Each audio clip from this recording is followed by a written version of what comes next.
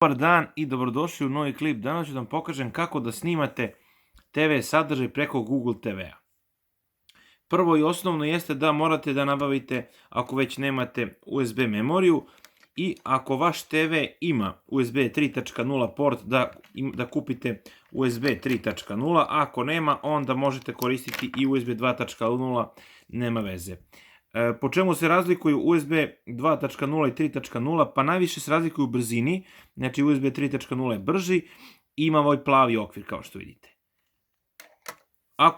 Ako vaš televizor ima znači USB 3.0 port, a vi ubacite USB 2.0, nema veze, znači radit će, samo će sporije čitavati, ali dobro, nema veze.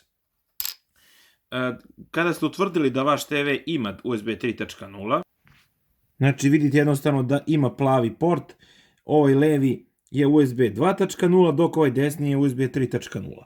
Morate biti povezani znači, na TV, odnosno morate primati signal preko kabla. U ovom slučaju znači, primam signal preko ovog kabla, to je koaksijalni kabel i na njega je povezana antena. Možete snimati i preko kablovske, preko DVB-C mreže, ali u ovom primjeru ja ću snimati preko antene. I znači potrebno je da ubacimo USB u USB port. Izabrat ću registruj za snimanje i on pita da li želite zaista da pokrenete ovaj hard disk, ja ću ići da.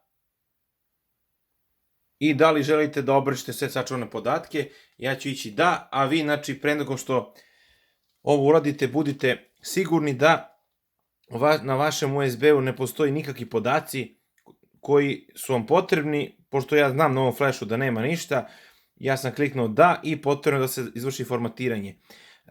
Bitno je da USB bude što veće brzine i što veće kapaciteta, u zavisnosti od toga naravno šta želite i koliko da snimate. Sačekat ću da se ovo završi i nastavljam klip. I evo, znači ja sam ubacio USB od 16 GB i on kaže da je to nedovoljan jer se mora staviti minimum kapacitet od 32 GB. Da na što ja imam samo opciju u redu.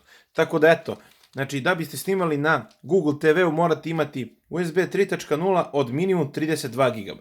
Tako da to je to. Nakon što odradite ovo potrebno je da stisnete crveno dugme na kojem piše rec na daljinskom upravljaču i snimanje kreće. Tako da to je to, ići ću na u redu.